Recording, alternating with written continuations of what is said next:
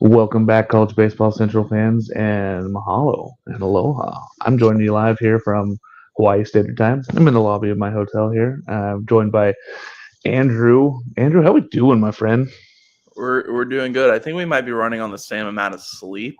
Because both of our games ended late. Both of our games, or I don't know if they got affected by a rain delay, but obviously the Hawaii Standard Time is much different than Central Standard Time right now. So Ain't no rain out here. You get a little bit like every single day, then the rest of the day is perfect. It was like 70 degrees last night when I got back to my hotel at midnight. So, yeah, the 5 a.m. was like, all right, it's an early call time, but we're ready to go. We got you covered here at College Baseball Central, man. That's what we do. yeah, We'll sleep in July, as we say every year.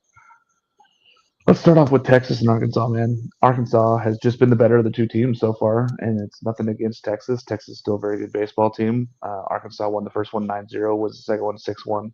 Arkansas pitching's been dominant. 5 hits in game two, just 2 hits in game one. And Iredale and the Stars, Aloy, have shown up, right? They've just been what we thought Arkansas was going to be at the start of this year. yeah. I mean, Zach Root said it best. I think he said people don't pay to come watch me throw 4 innings. So I decided to double that. He started off the tone very well on Thursday, going 8 innings. He was very. He is what Arkansas has been wanting ever since he transferred in from East Carolina. He was phenomenal. And then Gage Wood coming off of an injury. He hasn't been that good, but last night he was electric, handing it off to Gabe Gackle and then Alvarez to finish it off. The pitching's been phenomenal, but then yet again, Arkansas, you can't talk about this Arkansas offense without the Loy brothers, Cam Cozell, and Brent Iredale.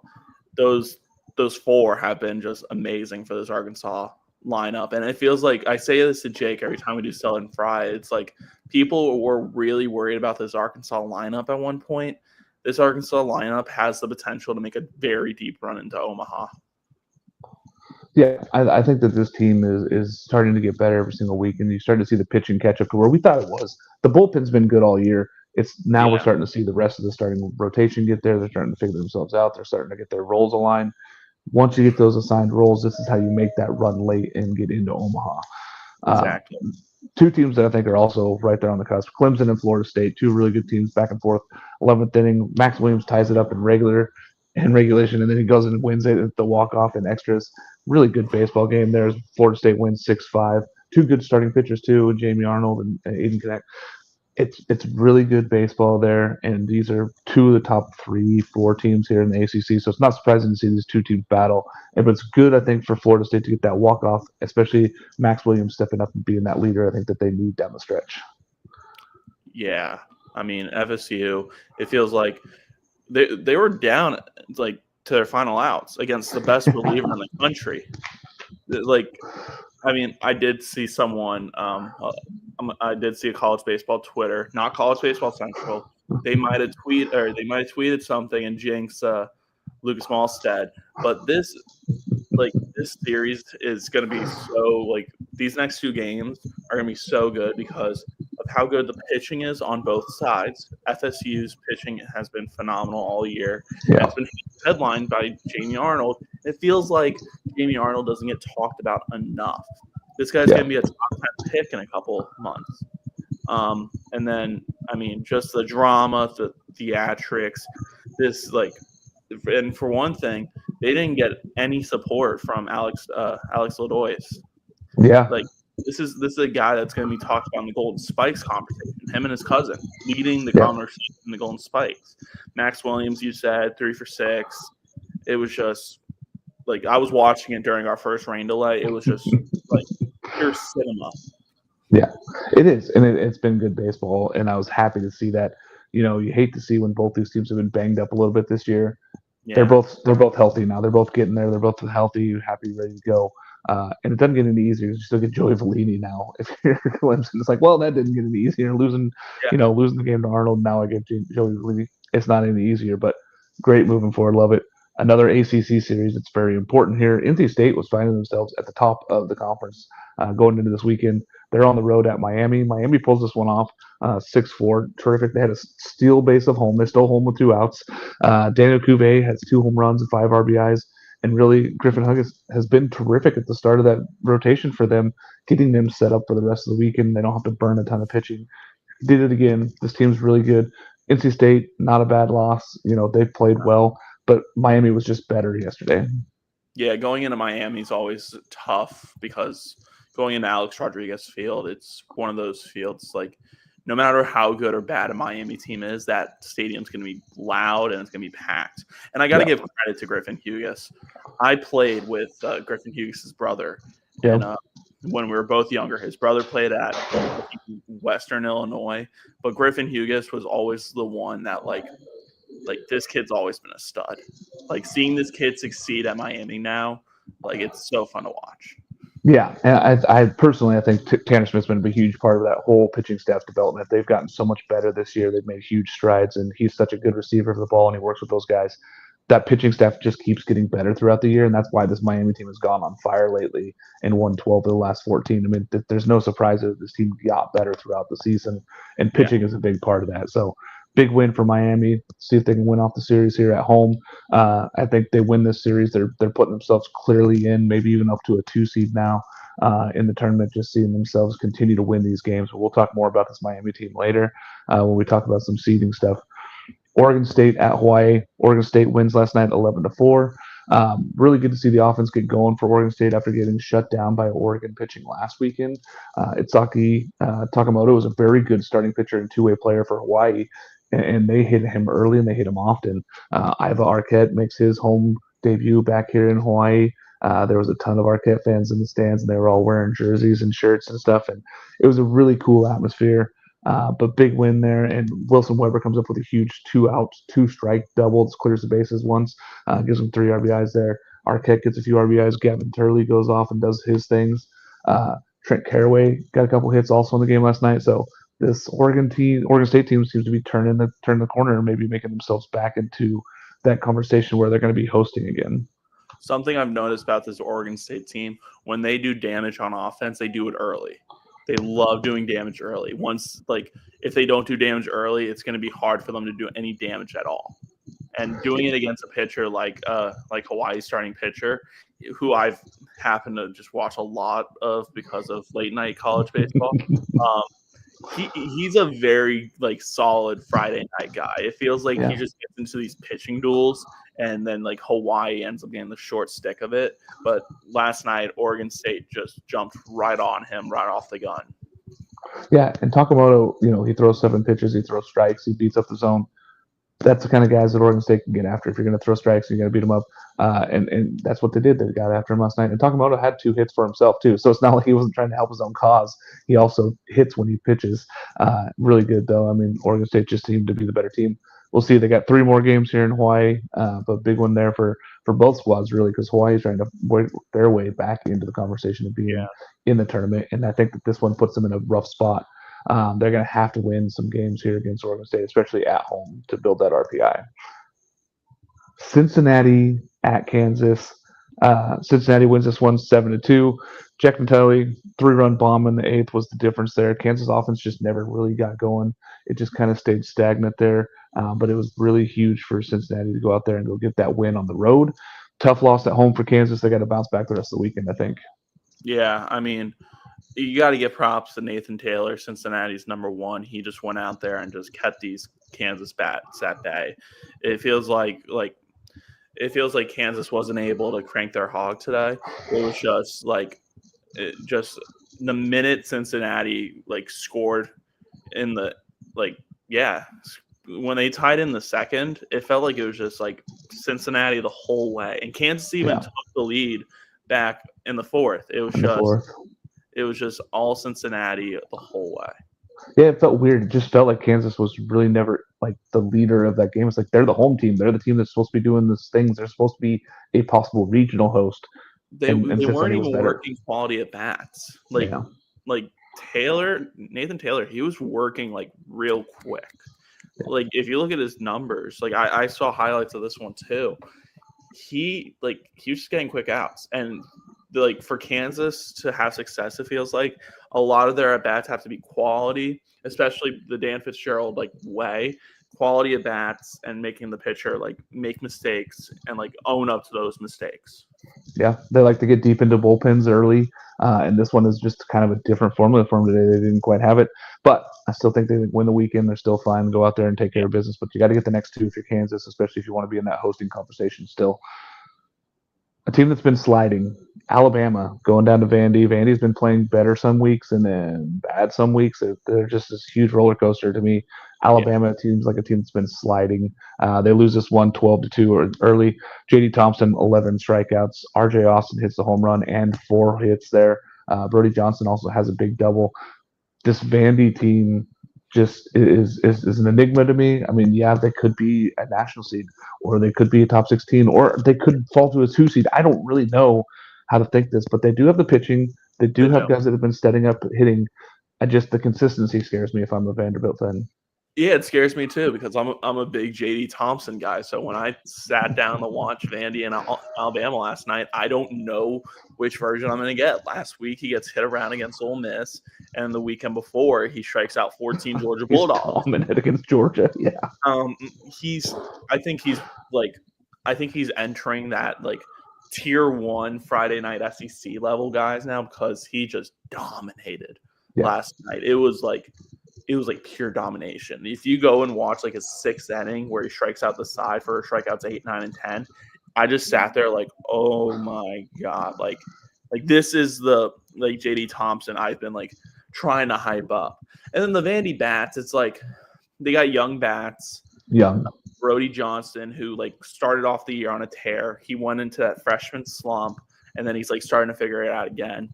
And then R.J. Austin, I mean, he's always been consistent for Vandy. He's been playing banged up too, to mention. Yeah. So it's like whatever production R.J. Austin gives you, like you just need other guys to help and like step up. Yeah, and if they get healthy at the right time here, I mean, honestly, if they can win these series down the stretch like this, that they go out there and win this game here against Alabama, if they can win this series, they're putting themselves in that conversation to be a national seed. And it's the pitching side that's really going to be big and key for them. And you know, as long as J.D. Thompson keeps going and gives them a chance to go through the rest of the weekend, I like their chances of hosting. It's just crazy to me that they're just such a roller coaster between what you're going to get when they show up to the ballpark. They're really good at home, though. They're really good at home. UCLA at USC, not really USC. They're playing in Irvine. But they win this game here for UCLA. Big one there. Mulavai goes out there, gets 4 RBIs. Salgado comes up and gets a big home run. UCLA bullpen holds on. USC had runners on there in the 9th trying to score this one and tie this one up. But a big win for UCLA, especially after seeing Iowa lose, which we'll talk about later, puts them right there back in the conversation to win the Big Ten regular season title. Yeah, I mean, you got to give credit to this UCLA freshman, Easton Hawk. Like you come in such a high like pressure situation in the Big Ten, and this isn't even, no offense, this isn't Big Ten baseball. This is like classic Pac-12 baseball. Pac-12 baseball. Rest in peace to Pac-12 because this was like I said, peak Pac-12 baseball. I mean, I really like this UCLA team. I mean, it starts off at shortstop with Rock, and then you can go up and down this lineup, and there's like a bunch of future draft picks that are going to like step up. And like this UCLA team, if you look at UCLA teams like in the past, like I'm talking about like early 2000s, late 2000s, like classic teams that made it to Omaha, like starting to solidify. There's a lot of like qualities of this team in there. Yeah, I think the one thing I'm missing if I look at this UCLA team and what a Savage team usually has a frontline weekend guy. It doesn't have to be a Friday guy, but you're just not seeing a lot of that yet. But they're getting better. The bullpen has been way better than expected. They've gone out there and competed and won games for them, and the hitting has just really stepped up. Brock Cholowski, I mean, that guy should be in the Golden Spice conversation. He's that good at shortstop. And Levi has been really, really terrific for them, going out there and competing and giving them quality at bats. Salgado's been really good too. I mean, they have a tough lineup to face, and if they can go out there and keep getting runs, I mean, the weekend rotation doesn't have to be perfect. All they have to do is go out there and compete for them, especially with that bullpen playing the way it is. And Savage is a good coach, so he's going to get the best out of his guys. And he's gotten better through the season, knowing where to use these guys and put them out there in situations to be successful. So big win on the road for them. Like to see them win the weekend series. They win the weekend series. It puts them in that position to win the Big Ten regular season title. And you're talking about hosting conversation. They're in the top 15 in RPI right now. Tough to keep them out if they keep winning. They should. They should be a host. The problem is they don't have a stadium. They can play at like. I would say, they can play at Irvine like they just did last time, but Irvine's gonna host. So they're gonna have to find Stadium. Dodger Stadium would be a terrific. Dodger if they can figure that out to do a Dodger Stadium, I think people would lose their minds. But I think it would be terrific for baseball on the West Coast. I may have to skip any that are in my state to run down there and go see that one. Ole Miss, Oklahoma. Oklahoma wins 2-0. They scored 2 runs in the 5th. Just scrappy ways to get those 2 runs, but the story is Kyson Witherspoon. The guy dazzles again. He's such a Friday night ace. He is that tier 1 ace in the SEC, and when you go up against him, you have to go get runs early. If you don't get to him early, you're in a bad spot. And last night was the same. 7 innings, just 1 hit, striking out 8. Really shut down this Ole Miss lineup. Yeah, I mean, back-to-back outings for Witherspoon where he has where he's just dominated like top tier SEC lineups. I mean, Georgia last weekend and then Ole Miss this weekend. When an Ole Miss, like this Ole Miss team, they took 2 out of 3 and they like mollywopped Vanderbilt last week. So for Kyson Witherspoon, granted the series is in Oklahoma. The weather there is always like hit or miss. So if it was raining more, the ball just doesn't fly there. So, like, it's a perfect ballpark for Kyson Witherspoon because, like, if he does get a lot of weak fly balls, they're not going anywhere. And it's a fairly larger ballpark. So, it's a good pitcher's ballpark. Yes. So, he's, like, Friday night, Oklahoma, you can always, like, 9 times out of 10 just guarantee Kyson Witherspoon's going to go out there and dominate. Yeah, and Skip loves it. Skip Johnson is a big pitching guy. He's got a really good staff this year. That's what's made this team. They don't necessarily have a huge amount of offense. So what you see is what you get. They get those 2 runs and it's scrappy. They force in one on a fielder's choice and then they get a scrappy single, 2 outs. That's what they do. That's what Oklahoma does. That's how they score runs. So big for them. They're gonna run into a few balls every once in a while, but this team is just gonna be scrappy. They're gonna run on you. They're gonna put pressure on you. And winning that game 2-0, they weren't really stressed at any point. They just knew that this is the position they want to be in. Close ball games and win them. TCU at Arizona. Arizona wins this one 6-3. White singles and home a couple in the 6th. Walton has a pair of home runs there. Arizona's starting to kind of put together some offense, but it really only feels like the superstars are really doing stuff. TCU just couldn't get the offense going this weekend. I mean, I don't know how to feel about either one of these teams because it feels like every time I watch them, it's like the tale of 2 different stories. Arizona, you are right. It is just like they're superstars. I mean, like Aaron Walton's been phenomenal for them. Yeah. Mason White's been good. He's been solid. But, I mean, someone else needs to step up. I mean, Owen started for them again last night. He was solid. But, it was just I don't know how to feel about these teams because I like TCU too. I remember, like, it feels like a couple weeks ago we were just talking about, a Fort Worth regional. I don't know when D1 released their that they had one. But after that Kansas sweep, TCU was like, oh, yes, like perfect spot in the Big 12. But the Big 12 is so strong now with all these Pac-12 teams and former AAC teams that it's just like you can knock everyone down in the standings, but you're still in a good spot RPI-wise. And that's both of these teams. Both these teams split the next 2 and still feel like, oh, okay, we dropped the series, but it's like we still feel good. Like, Yeah, I feel TCU can go out. I picked them to win this weekend. I thought that they were just the hotter team. They were playing better baseball. Arizona kind of needed these wins at home to kind of put themselves in that conversation again for hosting. I think they're out on the hosting after last weekend's losses, but TCU's right there in the conversation with their RPI and where they're sitting at.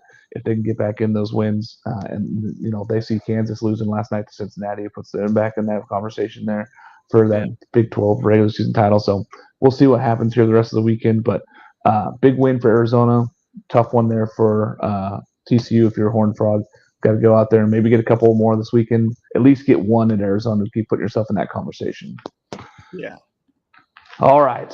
Chinook Theatery. I got them with me. I snuck them in here. I think I didn't have to declare them because they're technically a dead seed, but I did bring them in here with me to Hawaii, and I was had some on the plane. I had actually multiple people be like, "Hey, man, you got those seeds with you?" It was really funny. Some of the fans out there. So, folks, go on to ChinookSeedery.com.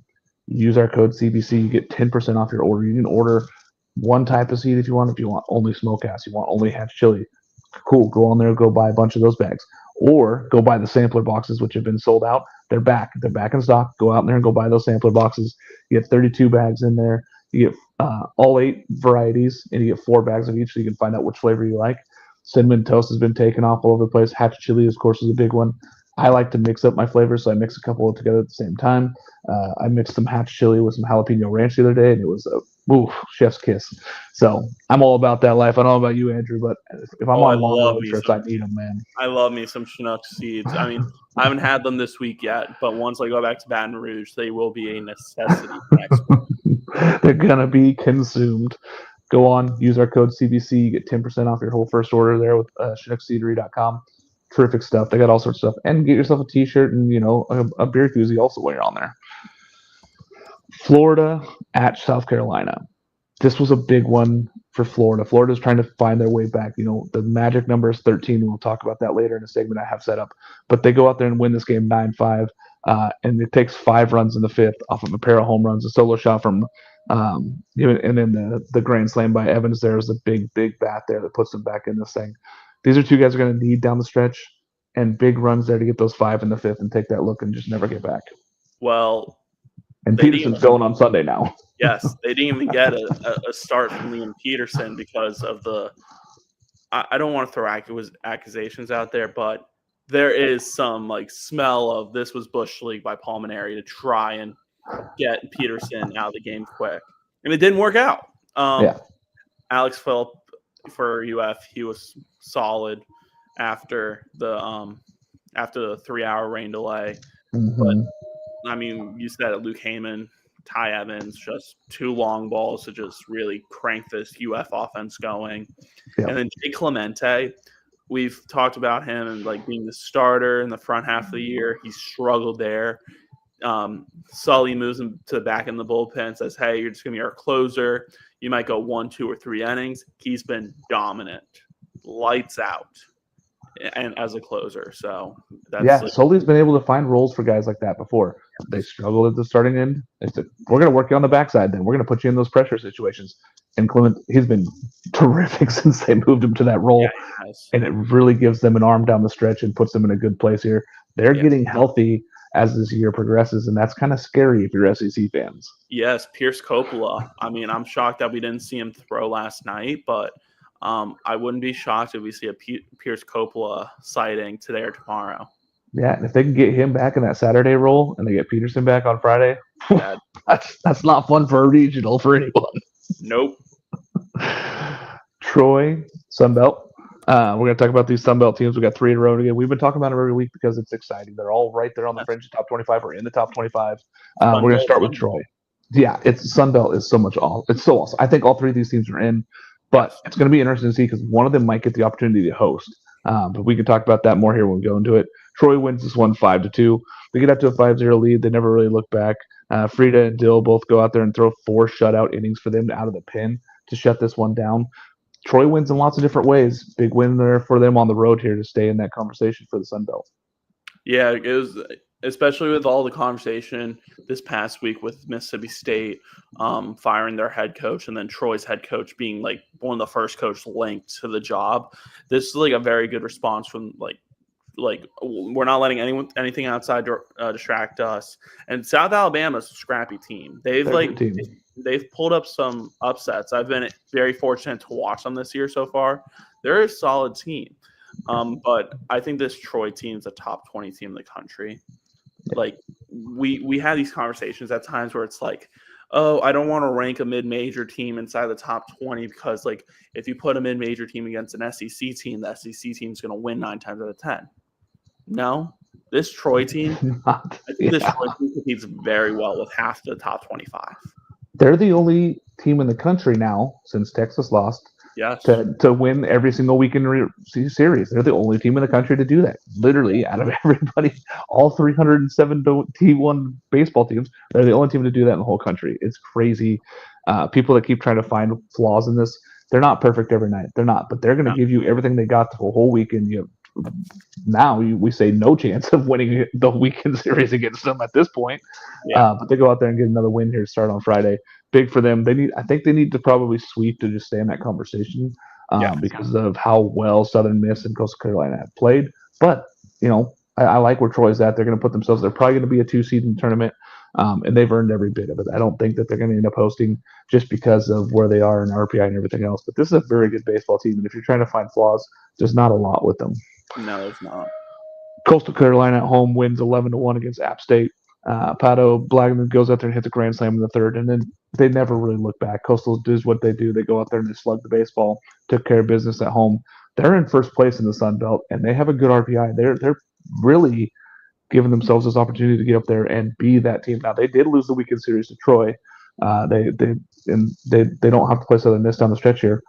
They might be the team we talk about for hosting because they're probably going to win the regular season title. I hate that they call it the Conway Regional when it should be the Myrtle Beach Regional. But Jacob Morrison has been dominant for this Coastal Carolina staff. And you mentioned it. They don't have to play Southern Miss. Southern Miss has 3 legitimate aces. We'll talk about them next probably. But Jacob Morrison has been lights out, phenomenal. I mean, just this offense for Coastal Carolina. It feels like every year Coastal Carolina's just always had a dominant offense. And it's just you look back at it. Caden Bodine, Walker Mitchell, Ty Barango, just amazing. Yeah, it's a very good baseball team.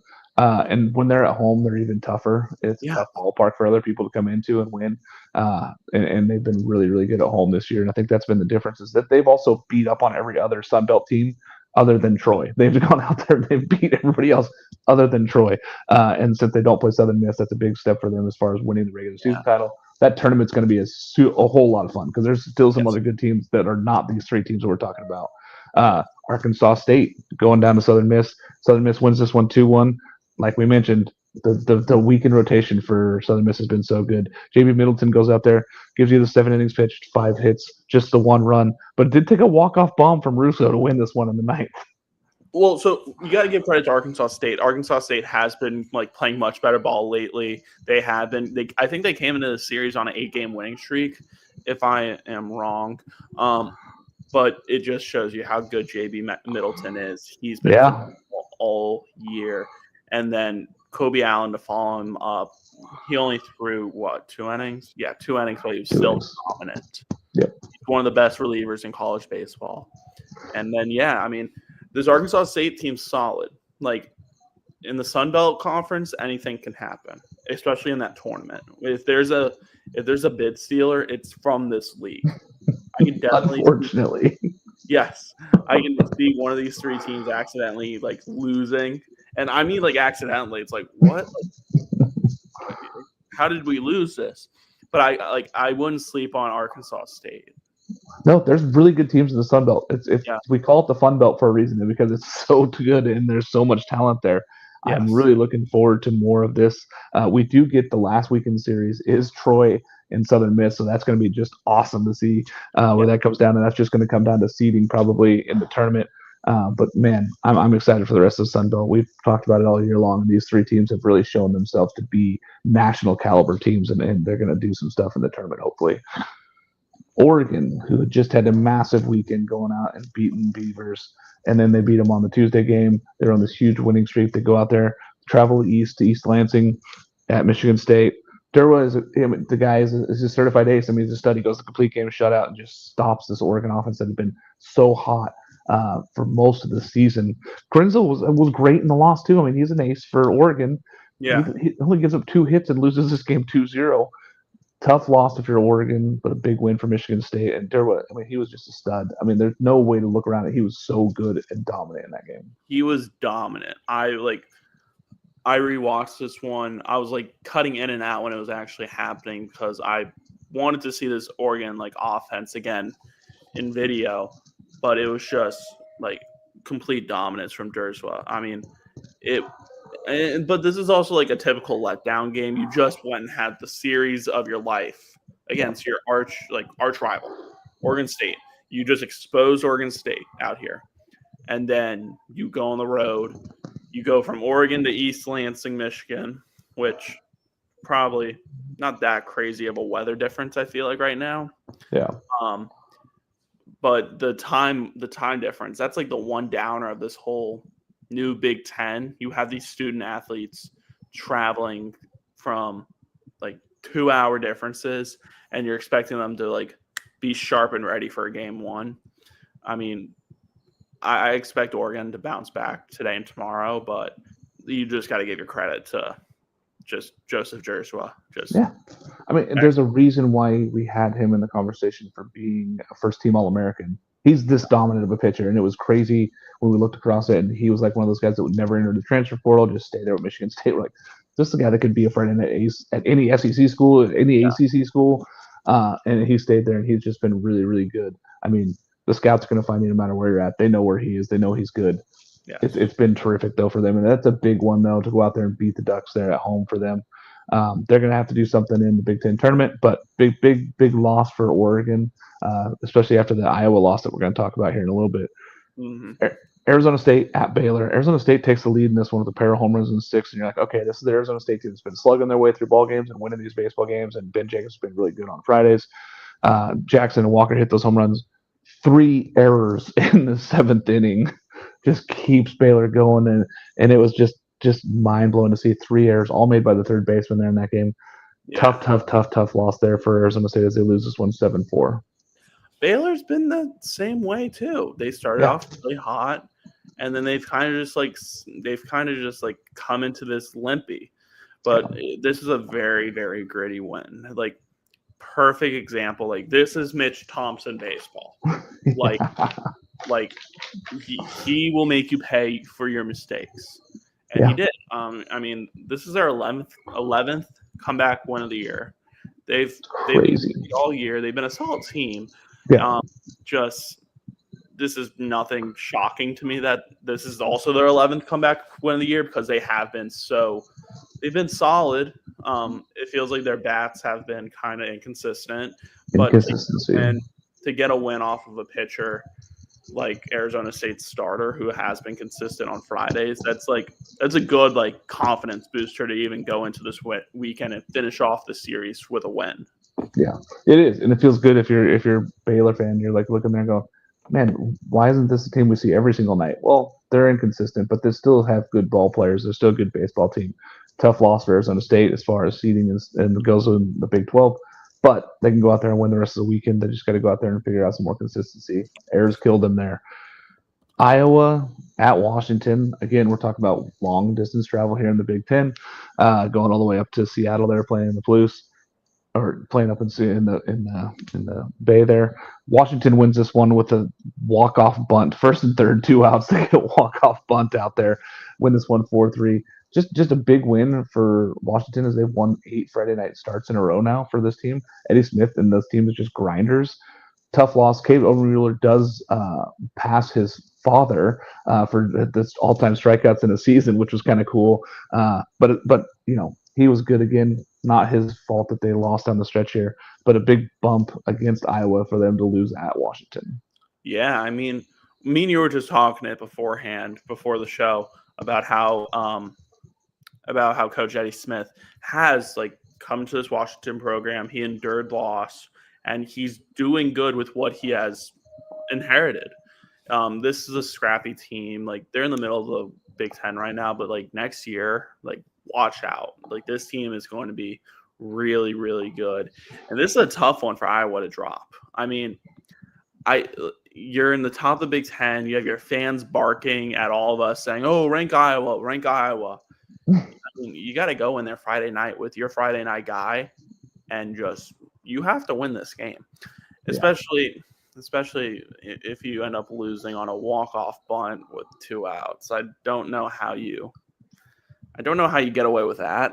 I think that's just how scrappy Washington is as well. So this is. And here's the thing: this is how Iowa has been beating teams this year, right? They've been doing the scrappy things. They've been doing the little things to win baseball games, and to see them lose like this, it's tough for them. Tough loss for Iowa. You know, when we're talking about national seeding, we're talking about trying to get them.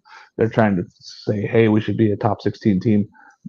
I don't think any of us at College Baseball Central have them in the top 16, and there's reasons for it. They have some great players, but we're going to see more about this team because they still get Oregon State and Oregon coming up here in the next couple of weeks. We're going to see more about what this Iowa team is made of. Yes. Shocker maybe of the night, maybe of the whole year here is UC San Diego going to UC Irvine and just dominating 19-4. The Anteaters just shocked at home there. San Diego Lomananto comes out and hits an inside the park grand slam. And then really they just keep rolling offensively. It's like that's it. That's where we got what we needed. We're just going to keep going. Irvine's been really, really terrific on Friday nights this year. They've been really, really dominant, and they got just beat up in their own place. I think this is what UC Irvine needed. They needed to get punched in the face. Kind of the same thing with Texas. They needed to get punched in the face. It feels like UC Irvine's they've been very good all year. I have them as a top 5 team in the country. Yeah. But they needed to get punched in the face. So I want to see how this team responds to adversity. You just lost 19-4 at home to a UC San Diego team that hasn't been living up to the standards of what they were projected to be this year. Yeah. Because I had UC San Diego being a top 25 team this year, and they haven't even been close to that. But I need to see how this team responds. I mean, you didn't use what's his name, Ojeda. Yep. You didn't Ricky use Ojeda didn't even pitch. So you have your guy. Yeah. You just go out there tomorrow and you compete and win. You got to respond. You got to show some fight, and just hopefully you found out an answer to how to get these UC San Diego bats out. Yeah, I don't have much worries there for UC Irvine. It was shocking when you look at that score. You're they reversed it on the scoreboard. This is not, UC San Diego is a very good baseball team. They have not played good baseball this year. No. This is a team that has a lot of talent. This is a team that we all thought maybe might compete for a Big West title this year in their first year being allowed to win the title. And it just hasn't been put together. They just haven't really put all the pieces together. But Irvine has been that team that's been dominant, and they've been better than expected. I think Orloff's going to get this team. They're going to go back out there. They're going to be fine the next 2 days. Like you said, maybe this is the punch in the face they needed. I think that this kind of bumps them out of the national seed conversation, maybe, or right on the bubble there of being the national seed at this point. But they're going to host. This team deserves to host. They should be hosting a regional. They've been that good all season long. Let's talk about the 3 postponed games and suspended games here. We got Kentucky and Mississippi State, rain delay. They're going to try to play 2 today, I think. Auburn and Tennessee, for some reason, they started this game, which was just insane to me that they started that and then wasted Liam Doyle. And there were people that were very fired up, and Tony V was very fired up too. That rain was brutal. It's his fault. I'm shocked that they started it. It is Tony V's fault. I don't care what any Tennessee fan tries to tell me. Oh, once the lineup card's in the umpire's hand, it's his. No, Tony V and the baseball operations, because trust me, Tulane just went through it last night, and I got to watch all of it. You have someone with a radar in the dugout. They have their eyes glued to the radar. If their eyes see one pattern coming towards y'all or lightning coming towards y'all, you say, "Hey, this is coming. Let's not throw him out there." But for some reason, you throw Liam Doyle, the best pitcher in college baseball, out there, and you let him just get burnt. There isn't a question oh, he might come back for Sunday. No, he's probably done for the weekend. Yeah, he's most likely done for the weekend, and they're going to have to try to figure out a way. Ike Irish does hit that 2-run home run. Yeah, it was. I still don't think we can see that. It looked like 1970s film. We couldn't see how rainy it was. It looked all grainy. We couldn't see the ball. But hey, it's a big hit for Ike Irish. He has been Auburn's offense. He's been so good since he came back healthy this year. I'm excited for him. But man, this is a big series for both of these schools, and it's tough to see it start that way and lose the aces right away. So we're gonna have to see what else goes on here. LSU and A&M also in delay, and it doesn't look any better today, right, Andrew? No, I think it's hit or miss today. Yeah. But I mean, I don't think it looks any better for LSU. I mean, Texas A&M has played multiple doubleheaders already this year. Me and Jake make the joke that this A&M team is used to doubleheaders because they're full of Ivy Leaguers. So when they go on the road, Ivy Leagues have to play doubleheaders. Yeah. So we've made the joke that A&M, this is their advantage, but I expect LSU to take care of business if they do play today. It'll be big for A&M, and we'll talk about that here really shortly. We're going to do a segment here. We're going to talk about some of these teams that are on the bubble of making the tournament. If they don't get these games in, I think it hurts A&M a lot more than it hurts LSU. Yeah, it does. All right. Something cool that happened this weekend. Start us off, Andrew. There's got to be something awesome that you saw this weekend. Something awesome I saw last night. I gotta shout out my Tulane Green Wave. Last night, they are still in a suspended game. They're going into the top of the 6 of a score that is 16-12. I hyped up this pitching matchup, Trey Beard and Luke Flata, to be the pitching matchup of the year in the AAC because Trey Beard is 7-0 with a 2.8 ERA, and Flata's right there. I think he's like 3-5 with a 2 ERA. Yeah. No, we get one inning of Trey Beard because of the rain, but we have had 2 grand slams, one from Nick Romano and one from Gavin Schultz, the Tulane captain. 28 runs scored in 6 innings. I love offense on Friday night because everyone says, "Oh, Friday nights these aces are going to dominate." Nope, the bats can still swing it. I love the offense. I love watching all these home runs and all these runs score. Yeah, you know what you're due for now. They're going to finish out that game there, and then the next game's going to be like 1-0, 2-0, something Yeah. like that in the neighborhood. And everyone's wasted their bullpen, so no one knows how to get. It's going to be some fourth line starter that nobody's expecting to pitch this week. He's going to go out there and just dominate for 6 innings. It's going to be just terrific. Yeah, that's why we play the games in college baseball. It's what's awesome. My something cool is all the folks out here in Hawaii that are supporting college baseball. Last night, I took a picture of those stands, and it was filled to the brim in this double-decker stadium here in Hawaii at Les Murakami Stadium. And it was Beaver fans, and it was Hawaii fans, and it was folks coming up and taking pictures with me and doing handshakes and thanking us for the work that we do at College Baseball Central. That was really cool to be able to go out there and be a part of that and see these guys and be able to talk to the coaches before the game. And this whole thing that we get to do and go out there and cover this game is awesome. But it's you, the fans. I mean, this is the people's sport. You guys make this thing roll for us. It's the fastest growing sport in college, and I'm so excited to be a part of it. And you guys are awesome. And being out in the stands last night, getting to see all the parents, everybody that's out there supporting these guys, it was really awesome. Yeah. Let's talk about this. We got the SEC stuff here. Oh, wait, we got a comment. Oh, Boz, the Fun Belt. Yeah, it's the Fun Belt. We love the Fun Belt. Absolutely. The Fun Belt's going to be so much fun down the rest of the season. So SEC, typically, there's only been one team ever to make the tournament that has 12 wins, and it was a 12-19 Alabama team that had a game that get rained out to end the season. 14 through 11 here are in the bubble of whether they get to that 13 wins, and we're going to talk about these teams here. You tell me if a team is currently going to be in or out in your opinion here.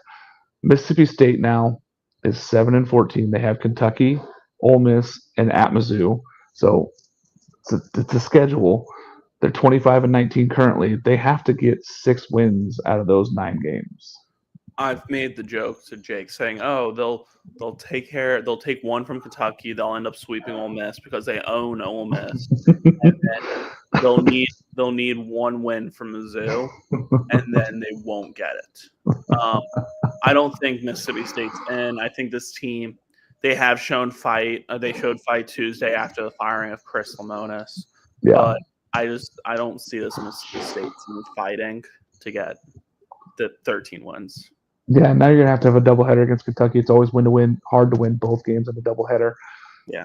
You're asking a lot of this team here. At least they get Kentucky at home, they get Ole Miss at home, then they're at Mizzou, who hasn't won a conference game yet. So, man, they're going to have to try to find 6 wins, right? That's what you got to do. You got to win 6 games there out of the last 9. They're going to have to figure something out here. But they got to start with Kentucky this weekend.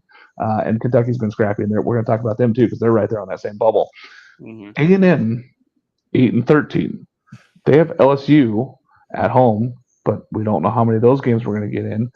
They're at home against Mizzou. Again, Mizzou, we know their struggles this season. Then they're at Georgia. They're 24-19. 2 weeks ago, we were talking about how they might be back in the hosting conversation. Now we're talking about them on the bubble of being out of this tournament if they don't get 5 more wins. I think they end up getting the 5 wins. I think they'll take one from LSU. I think they'll end up sweeping Mizzou, and then they'll take one from Georgia. I could even see them going into Foley and just because they do have a lot of lefties in that lineup, I can see them dominating at Foley and taking 2 out of 3 from Georgia. I see A&M as a safe, even without 13 wins. Their RPI is very good. You have them in with 12. I got them They'd be in. the only team in if they play all 30 games. First time in the history of college baseball that an SEC team with less than 13 wins gets into the tournament. Yes, I think A&M's safe. Wow. Because you'd be talking about a team that if they only win 4 of these next 9 games, you're talking about a team that's just over 500. Really, I mean, they're not that far. They may not even get to 30 wins if they don't get those 5 games here. Yeah. Okay. Okay. Florida winning last night puts themselves at 9-13. They have 2 more against South Carolina. Then they're at Texas and at home against Alabama. They're 31-16. They have a really good overall record, which is kind of the opposite of what they were last year, where they were okay during the weekends and they were really bad. They've been taking care of business when they need to. Yes. Big win last night for them. They got to go out there and find 4 more wins here in the next 8 games. I think they're safe. I think they're safe. I feel pretty confident about them. I think they sweep South Carolina, and then you only need 1 win, or no, 2 wins from Texas. They need 2 more. I think this might be my very hot take. I think Florida goes into Texas next week and takes 2 out of 3 to just solidify themselves into that safe conversation. Florida's getting healthy at the right time. Their weekend rotation is getting healthy. I could see them winning all 3 of these series and really putting themselves in a good conversation and even getting back over 500 possibly in SEC play. That's how good they've been. And these other teams that they're playing down the stretch have been sliding the wrong direction. South Carolina loses Ethan Petrie for the season. That was a huge blow for them. Yes. And then you're looking at the rest of that lineup, and they just don't have the pop to match up with this Florida team. If Florida gets going, and if you were South Carolina, you were going to get them last night when you have the pitching issues and you have the guys that you don't know who's going to start. Now they're through that game. Now you're talking about the rest of the weekend rotation they get. Yeah. It's not fun for South Carolina for the rest of the weekend. Kentucky is an interesting one, right? Because they started off cold. They struggled. This team's gotten better every single week. They're 10-11 now. They have the 3 games against Mississippi State this weekend. They get Oklahoma at home. Then they're at Vandy. It's not an easy schedule for them here down the stretch to try to get into where they got to win 3 more baseball games. No, I think they get it though. Friday night, it feels like they don't throw their best pitcher on Friday night. They follow them. It's kind of like what Bama's doing now with throwing out Fay and then following up with Quick and Adams. That's how I feel with Kentucky. They throw Nate Harris out, and they follow with Nick McKay and Ben Cleaver, who Nick McKay and Ben Cleaver have been 2 of the top SEC pitchers no one's talked about this year. Yeah. I feel very confident about Kentucky being in and being safe. Kentucky likes to be that team under the radar, right? They like that. They like that little bit of chippiness. It feels like last year they were too much on the radar. I mean, number 1 team. They were too much on the radar. And Nick Mangione's like, hey, let's dial it back. Let's stay under the radar right now. And then right when everyone needs us to go, boom, we're going. So, Andrew, if your predictions are correct, you're talking about 13 SEC teams making the tournament. 13 SEC teams making the tournament. That takes away 12 of the 33 at-large bids instantly and puts us down to 21 at-large bids. Yeah, I mean, I think the only 3 we don't see are Mississippi State, South Carolina, and Missouri. Unless Missouri goes on a miracle run and wins the SEC tournament. Stranger things have happened. SEC tournament gets wild, and it's a lot different this year where it's single elimination throughout the whole thing. So some of these teams are just going to have to win a few ball games. It's going to be crazy to see. Yeah, I don't like it. I don't think any of those 3 teams get in. I think that they all struggle through. I don't think that any of them have the ability to win that tournament. Yeah. Let's go to the ACC, another one of those conferences where you're talking about the preseason. We're talking about who gets in more between ACC and SEC. I think that the ACC has beat itself up on the bottom side where there's a lot of these teams that are going to have to win the tournament to get in. So let's talk about these teams 11 through 7. Virginia Tech last night was on the cusp. Last night they were 11-13. They lose. They're now 11-14 in conference. They're at Pitt, and then they have Virginia to finish off the season there for their conference. ACC has typically had to have 500 record to get in. Last year they had to have no teams got in without a 500 record in conference.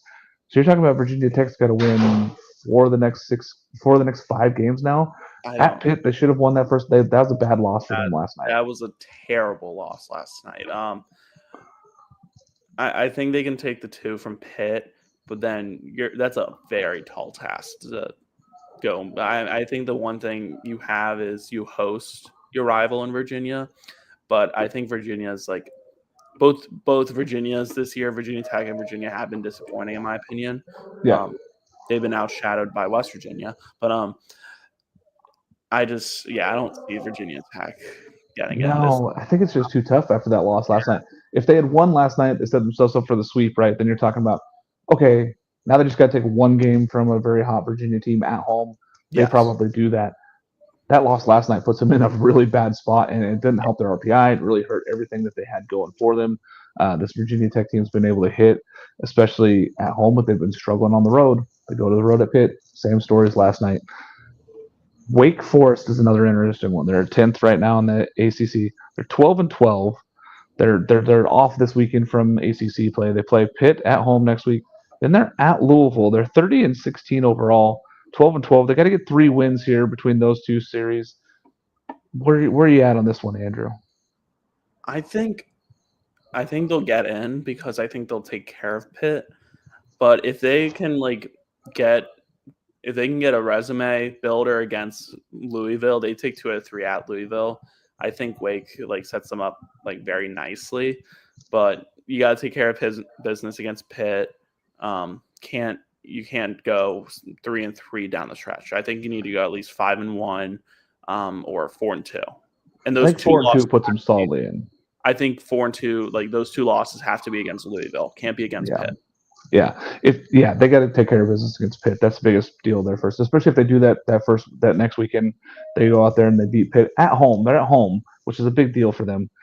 If they take care of business there, they get to the 15. They're in no matter what. Even if they got swept, I think by Louisville, they'd still be in at the 15-15, even slide in the wrong direction at the end of the season. But I think 4 wins puts them in very solidly and makes them feel very comfortable. Virginia, now they've lost 1 series because they didn't get to play the FSU series, which we all wanted to see. Virginia's 11-10. They have Miami at home, who's been red hot, and then they're at Virginia Tech, 24-16 overall for Virginia. 2 weeks ago, I had them in. Now they're right on that bubble. That's tough there to be playing Miami. They get them at home at least, and then they're at their rival Virginia Tech. They got to go out there and win 3 of these ball games. They got to go 3-3 down the stretch. I think they'll go 3-3. I think they'll barely. I have them as a last 4 in right now, but this is that's. I'm looking at our notes. That's probably the toughest stretch. Maybe Louisville's, but that's probably the toughest stretch to go because Miami's playing such great ball right now. Such good ball. They're pitching out of their mind right now. Yeah. But I think they can. Yeah, I think they can get in with over. That FSU series was such a big loss. It's tough. I think for both teams. Yeah. I think FSU, Florida State's going to end up being fine, and the right call was made to not play that series. We're all in agreement with that. Nothing there.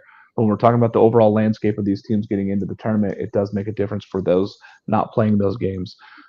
It's a tough one here. Miami's been so good, and especially as of late, and that pitching's been really good. Virginia's going to have to find something out about themselves here when they get to play at home against Miami. Really, I think they need to take 2 or 3 in that first one to set themselves and be very comfortable going to Louisville to end the season there, trying to just go get 1 baseball game. Miami now, they beat NC State last night. Their stretch is not easy as far as we're talking about teams. They have NC State, then they're at Virginia, and then they get Notre Dame at home. They're 28-18 now.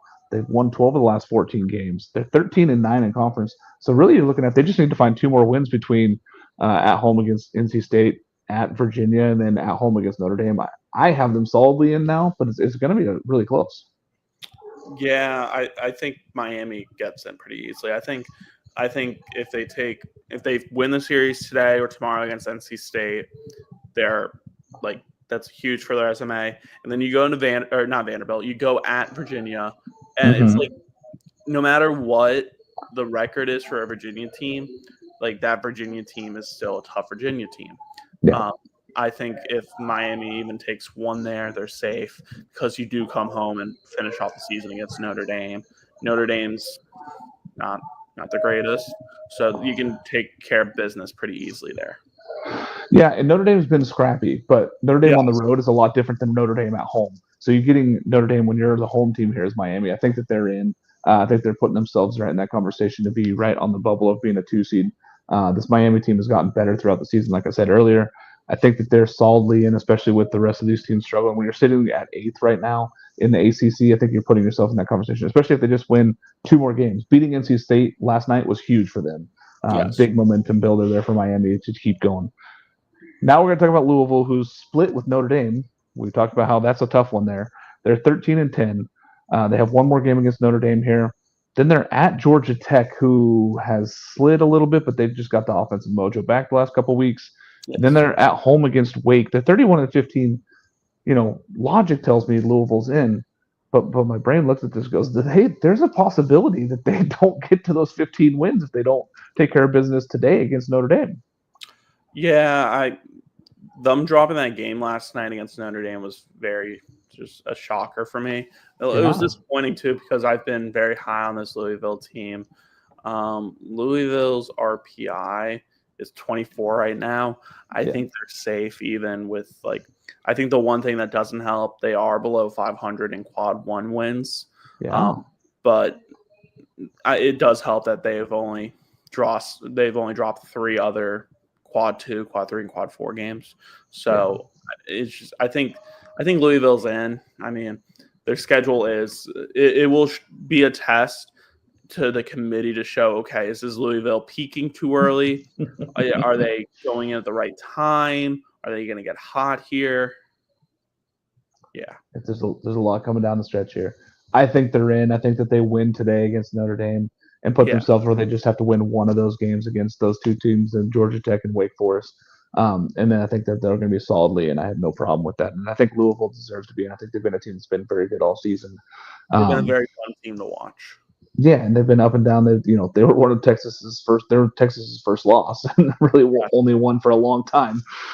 They've been really good in certain games, and then really bad in certain games. Are tough to watch sometimes, but they're starting to get healthy again. They're going to get that weekend rotation back hopefully here in the next couple of weeks. So it'll be interesting to see this Louisville team down the stretch.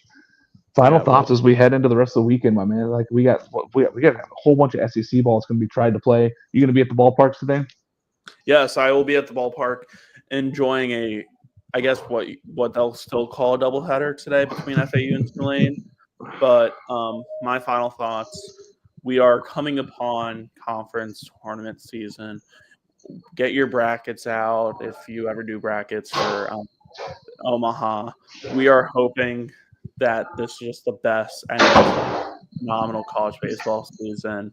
And I'm very excited for the rest of the stretch in every conference. I cover SEC and AAC, but I'm peeking at every other conference, watching all these cinematic endings, just like the rest of us. Hey, as you know, I'm a man without a conference, so I get to go everywhere. I go all over the place. I get to see all these teams. Man, I'm pumped. I can't wait to see these conference tournaments start up because it means that we're that close to Selection Monday. I know that we're going to get you guys covered on Selection Monday. We're going to have tons of articles coming out that day. As soon as we release the bracket, we're going to be doing a live bracket show with you guys. So we're going to go out there and make that show live where we're going to talk about all the teams that get in, teams that don't make it in, those bubble teams. I know you guys loved that show last year as fans, so we're going to bring it back to you guys because we think it's a cool thing. It is 6 a.m. here in my time. I'm going to go catch a couple more hours of sleep before I go back out to the ballpark here in 12 hours. So I'm excited to watch more baseball this weekend, man, and meet all the fans out there again. So thanks for joining us here. For Mark Garland and Andrew Rydell, man, we're happy to have you guys. We'll see you guys again next weekend.